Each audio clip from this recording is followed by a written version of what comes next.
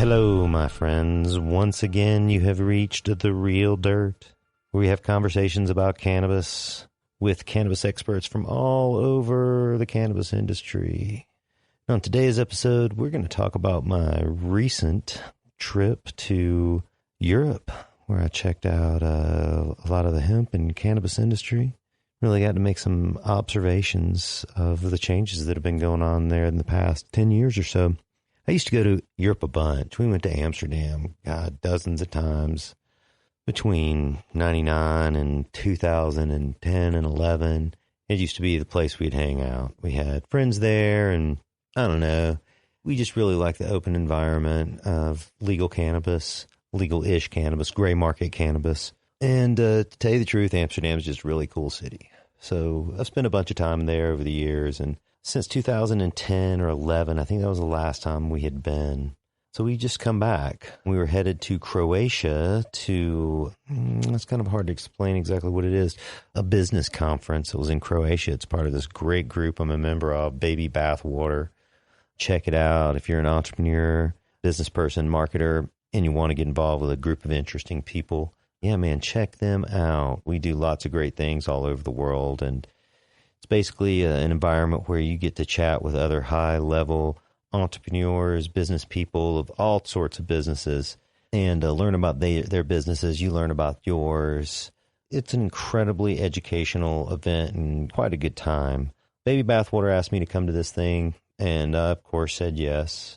So me and Jess, my wife, we packed up the dog, sent her to the kennel, hopped on a plane, flew 14 hours to Amsterdam. We're in Amsterdam for a couple of days. We got to Amsterdam early in the morning, as we always seem to, and I don't know why we do this, because you're up all night and you don't sleep, and I can't sleep on a plane, and you show up in Amsterdam at like 7 in the morning, and you start smoking all this weed, and or walking around, which is the other great thing to do, just check out the city and wander around.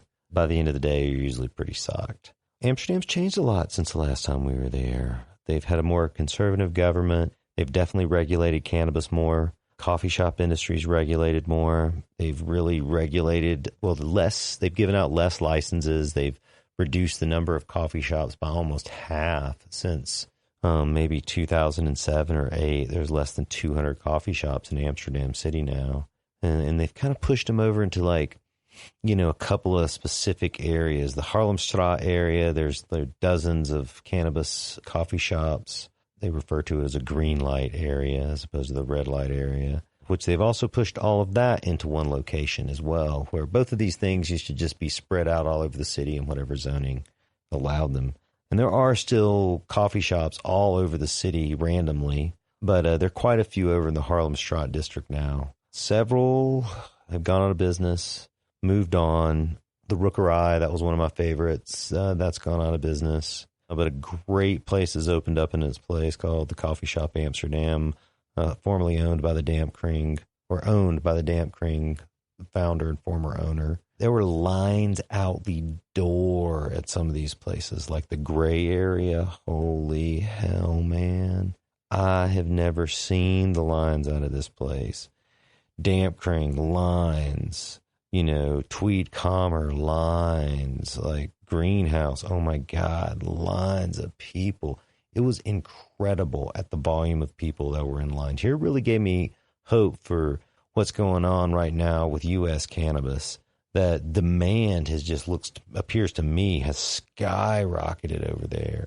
Even though they've regulated it to like less shops. And I guess, if you have half as many shops and you've got twice as much business. The other thing that impressed me was the weed quality's gotten way better. We used to always bring our weed to Amsterdam, and you can get awesome weed there now. Awesome California, Colorado style weed. They've got, all the strains that we grow over here. They're growing them well now. They used to kind of grow them shitty. I shouldn't say shitty. There was just a variation and a differencing of opinion on what great weed was because they had all these small producers. Now they don't have all the small grows so much in the city of Amsterdam. Many of those have been shut down and all the weeds imported from larger grows outside the area. What I mean by larger grows is in Amsterdam, you used to only run in a house in Amsterdam. You could run 13,000 or 13 600 watts lamps. That was their big lamps, 600 watt. They don't have thousands, but you can run 13 of them. That was a standard size grow room. There was just hundreds around the city. So the growing's been pushed out. They regulated that really bad, or really well, I should say. They cracked down on people on smell and power usage, pushed it outside the city, north of the city, the rural areas, the industrial areas, the warehouses, the farms. So a lot's produced in Amsterdam. And, you know, there's also a lot that comes from Spain and Switzerland still, and other places throughout Europe. There are indoor grows, mostly indoor grows, set up all over Europe, and they're importing into Amsterdam to the coffee shops. Now, that's part of the gray area I was kind of talking about, not the coffee shop, but the movement, is that they only regulate the retail sale of the product and not the agricultural production of it, which is kind of an interesting way to think about it. But you can just come up the weed, however, that's not regulated. And it's just the taxation on the sale to the consumer that is important to the Dutch government. So they still have import hash. They don't have, they have import weed. They have import weed from California. Literally, I saw at one place $35 a gram for import California weed. Almost bought some, just two. But yeah, it's valued highly over there. They had €17, and those are 35 euro a gram, 17 euro a gram Gorilla Glue. Also, the price of cannabis is still as high as it was the last time I was there, the first time I was there. First time I was there, it was like 8 to 17 euro. Well, I guess I was back before it was euro, then maybe not the first time I was there. But when I was there in the early days, it was like 9 to 17 euro a gram, and it's kind of still that price. Lots of $12 gram product there, 12 euro gram product. Really managed to keep the price high on the retail side. The wholesale production price, though, has dropped considerably. And for most people, it's down to 2,000 euro a kilo, which is pretty cheap. I remember it being 7,000 euro a kilo at some point. They also still reward you for growing longer season strains. If you have long season strains, you can get more money for it. And the most expensive stuff we bought was, I think, Dr. Grinspoon super long season sativa. And dude, that was like 20 euro a gram or something. 22 euro. It was great, dude, by the way. Great. Yeah, man, I think one thing I got out of all that was the retail shops. They need to put on their game, dude. They need to only get great weed. They're growing shitty weed. They need to stop. They need to only buy top tier weed and charge top dollar for it. I mean, I, as a consumer, will pay more for the best weed. I don't want the cheapest shit. I don't care about that. I want the best weed. Always looking for the best weed. Right. And other people are like that too. And sometimes, you know, there's Coors Light and Budweiser, nothing against those products, but it's just an example of a 3.2 alcohol content. You want just a lower grade weed. Right. And I get that. Many people, that's what they would need. Right. There's others of us that want something different. And man, I really think dispensaries in Colorado, California, Washington, Oregon, you know, Utah, Nevada. Oh, well, not Utah, but Nevada, Arizona. Think about making that top quality weed and selling it for top dollar and not just saying I'm going to undercut the competition. Most people's only business move is to sell it cheaper. Well, fuck that. How about better service, better product, and, you know, charge market value for it instead of just like race to the bottom? I mean, that hurts everybody. If you're a dispensary owner out there, or a ganja grower out there, listen up. Hey, listen up. Don't just pull your pants down all the way to your ankles to sell your weed. Make a better product. Have better service. Have better packaging, right? Don't just make shit up, man. Make it be good and sell it for market value. And you'll appreciate yourself. You'll appreciate the product. And others will appreciate you for that too. Not just claiming you have the best and trying to sell it for cheap. Like, don't do that. Please stop it. If you're doing it now, stop it. Stop it. Please stop it.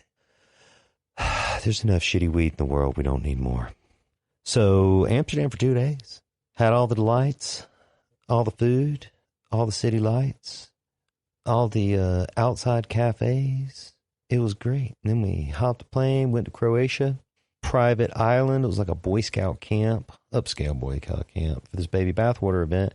And there I ran into Mike Leago.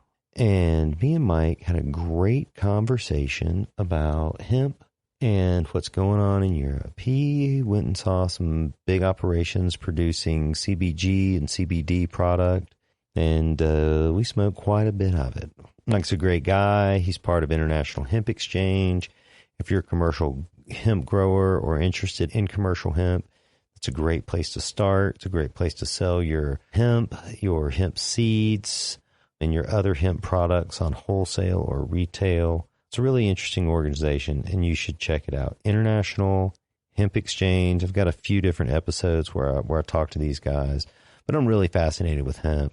So me and Mike happen to both be a part of this group. I got him involved, and he met up with me there, and he had some awesome nuggets of CBG and CBD hash. And we sat in this great little amphitheater, was cut of stone, overlooking the Adriatic Sea, and have this really great talk about hemp, cannabis in the U.S. and cannabis in Europe. As soon as we got there, I met up with one of the guys who invited me to this thing, had met up with the local grower on the island, and we dubbed this weed the goat herder, and it appeared to me it was like an Afghan skunk maybe, but it was actually really great weed, better than the last couple of sacks that I bought. Goat herder. You can look it up on our Instagram account, Real Dirt Podcast Instagram.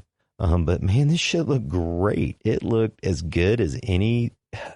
I mean, people would be proud to have this sack, right? It was like $60 an ounce or something, super cheap. Me and Mike sat back. We smoked on Goat Herder and talked about the cannabis industry. It is alive and thriving in Europe. It's grown widely through Eastern Europe. The EU has really embraced hemp for a number of years. That's where tons of the agricultural resources and information and tons of the genetics all come from. It's really a birthplace of modern hemp and historic hemp. We talked to people from Romania. They weren't farming anymore, but their family had farmed for years, and they still had the lands where their grandfather grew hemp. And they just have this like generational history of this type of stuff. And it's really amazing to me that it's all coming back. And this once lost crop, thought to be maybe forgotten, abandoned even, is coming back in full force all over the world. So, hey man, sit back, fire one up, listen to this next episode of the Real Dirt Podcast. And you can download this on iTunes at the Real Dirt Podcast or on our website, realdirtpodcast.com. You can just listen to it directly there. But yeah, man, enjoy this episode. If you're interested in hemp, I've got a bunch more hemp stuff coming up soon. So yeah, man, just sit back, relax, and enjoy. Real Dirt.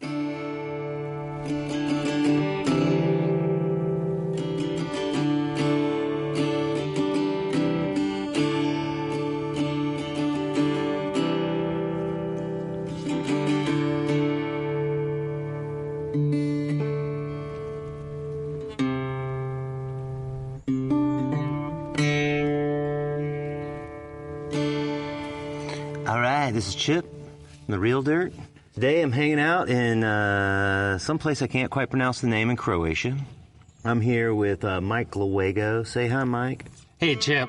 It's Mike Leago, by the way. Fuck, God damn, let's just... That's all right. That's all right. We can keep it going. Man, I feel like you just gave me this look. Right, and I feel well, so last bad. time it was over the phone, so I didn't get a chance to give you the look. Yeah, totally. Oh, God. Yeah, so me and Mike are here in Croatia. Beautiful Croatia, by the way. Beautiful Croatia. Never thought it...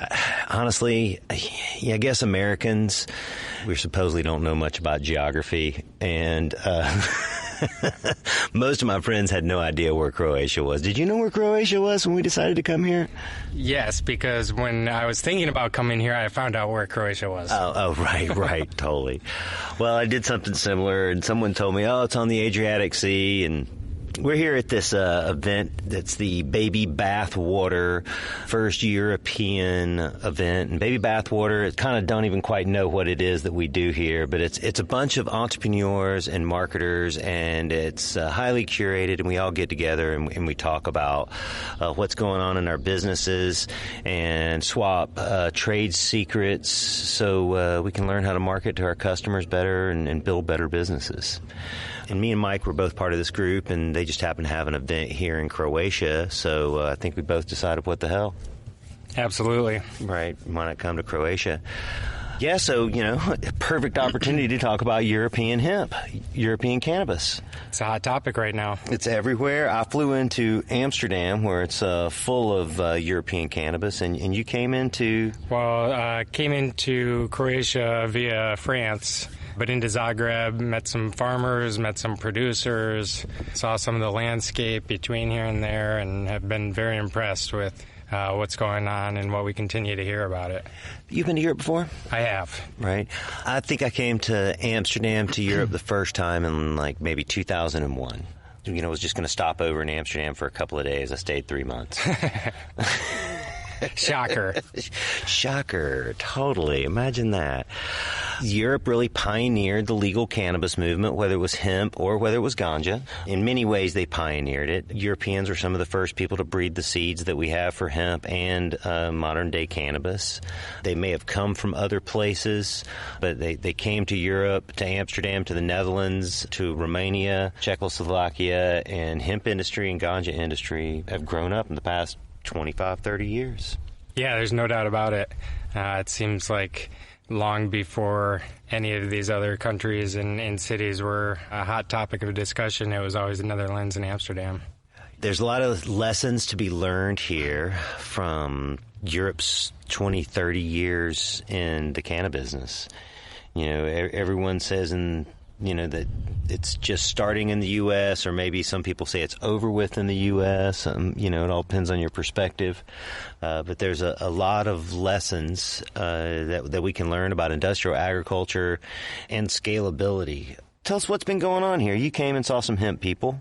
Yes, came and met with some hemp people and talked to some farmers, saw some of the farming landscape, processing facilities, and some of the chemists that are involved in the hemp industry, and learned more about how they've been involved in taking hemp to the next level that we're now experiencing in the U.S., which is cannabinoid extraction and looking at hemp as medicine and more than just fiber and fuel and all the other uses that are equally amazing, if not more amazing, but pioneering this next step, which is growing hemp and extracting cannabinoids and getting it out to the masses to help with a variety of things that are going on right now. So it's remarkable, and I think it's interesting to see how it's kind of been cyclical too, because Europe was pioneering for a long time, and then the U.S. has been pioneering now for a while on the marijuana side, and again now as the hemp industry is emerging,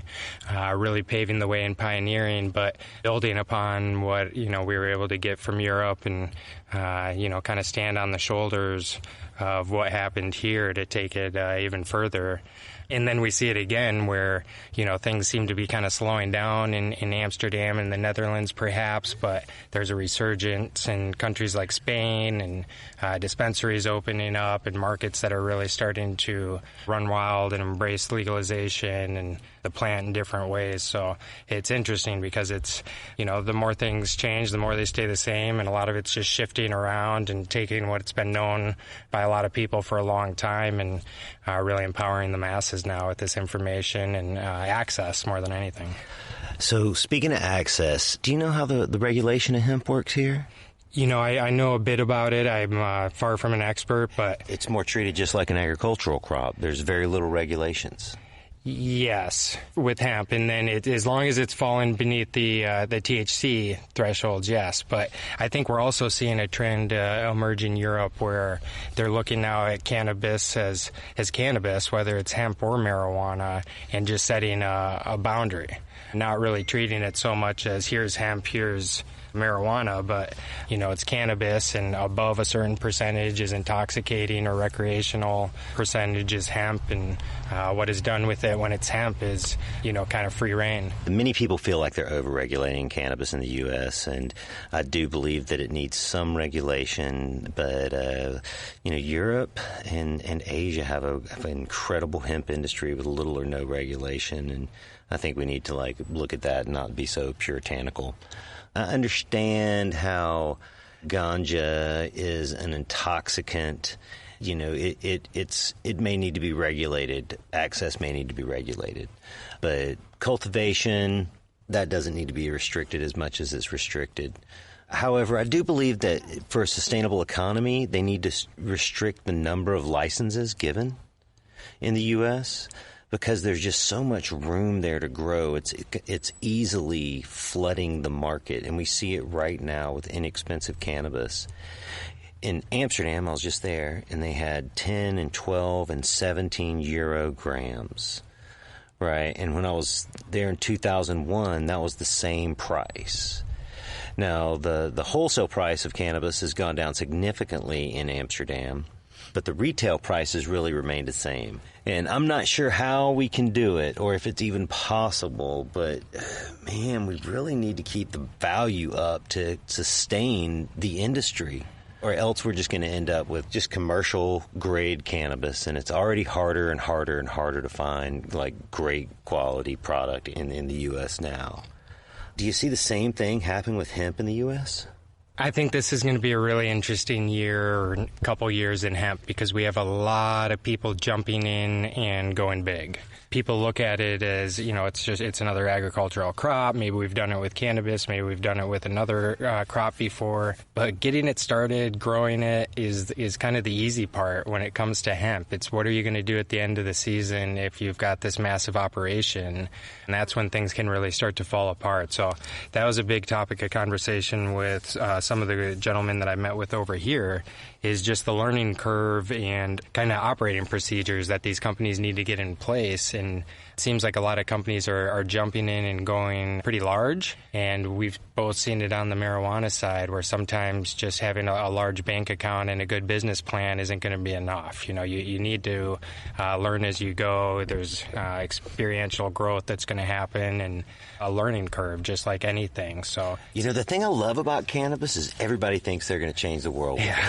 Right, and everybody thinks that so many people think that they're going to bring this special sauce to it, and many of them do in some way. You know what I'm saying? But it's just this amazing thing that when people come to it, it's almost like it's like a mountain they're going to climb. They're going to be the first person to really climb it. Yeah. A lot of people trying to, plant their flag in the ground right now. So, yeah, we'll see. But I think we're going to have an overproduction. I think we're going to have an interesting production. And at the end of the day, once the dust settles, I think it's all going to disappear and the demand's going to continue to grow. On the hemp and the ganja side, we're definitely going to see seasonal price shifts. We're already seeing it happen.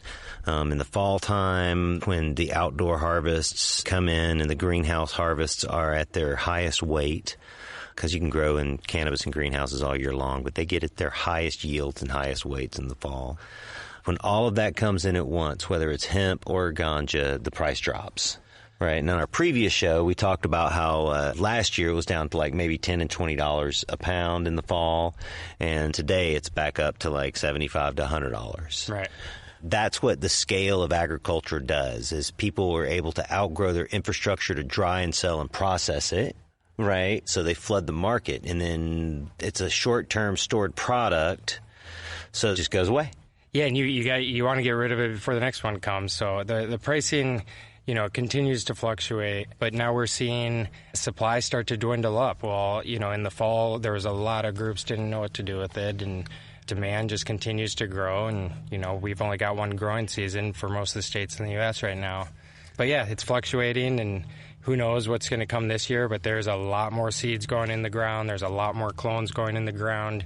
We have more states coming online each week. And then we've got what's happening over here in Europe, and them trying to gauge what's happening in the global scale, on the local scale. And there's a lot of moving pieces right now, so it's kind of fascinating to interact with people that are seeing different markets and different perspectives on all this. So they sell hemp for CBD and other cannabinoid extracts. Do you know what the value of it here is? For biomass and flower, it seems to be a lot lower. I recently found out, too, that there's a lot of economic processing available to extract the CBD over here. And there's a pretty good market, and there's more emerging within Europe. So most of the product that I was seeing and hearing about is being sold to the European market. They're now looking at expansion, and if there's ways to tap into the American market and Central American, South American, Canadian. More opportunities emerging every week, it seems. And it's becoming an international marketplace now. It's totally an international marketplace. And, for most of the product that's produced, it's very seasonal. So there's a lot of forecasting that comes into play, logistics for, how is the harvesting and processing going to occur. So much of this is still being done by hand, even over here in Europe, where they've got quite a bit of a head start and have access to more equipment. Certain parts of this have yet to be automated. So, how much volume were they growing, this organization you ran into? One of the groups is doing about 1,000 hectares. So that's, I think, about 2.5 acres per hectare. So, 2,500 acres. Mm-hmm. The other was doing about 400. Right, and mostly here in Europe, it's been a fiber industry. Correct, but these groups have been only doing extraction. And they've been doing it for several years. Yes, 5 or 6 years now. Interesting, in the U.S., it's almost all, extraction, right, for the acreage, and there's less fiber production or use of the fiber. Correct, in an industrial setting.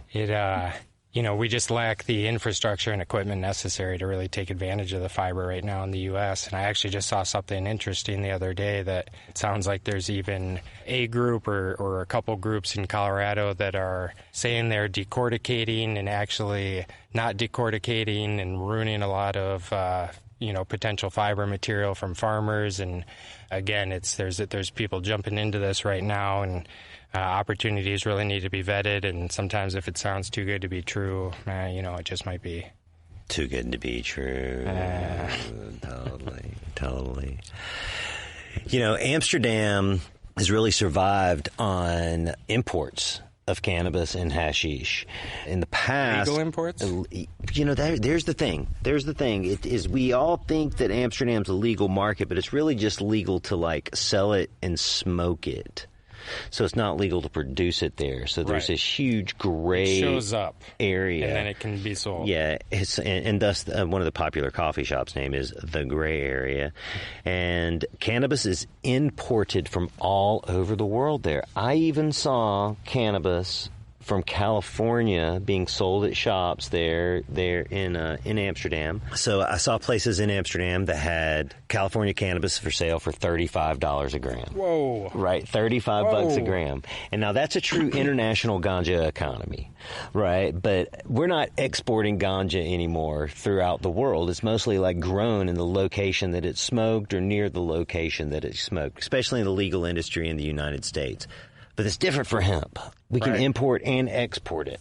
Well, it's been, like the coffee shop, a bit of a gray area. And we think that we're seeing some clarification now from the DEA and with legislation that's coming down the pipeline. So a couple weeks ago, the DEA made an announcement and put something up on their website basically saying that they're telling their agents to stand down from hemp and CBD, not to pursue it at all, and that they're going to allow import and export of it, at least in some regards. So while we're still seeking some clarification on this, it does seem to be a major step in the right direction, and I think it's a bit of foreshadowing for the legalization that's bound to happen later this year, and the true global market that is emerging and is going to be, legal. So the global cannabis market is here, and it's here to stay. Yeah, absolutely. Well, man,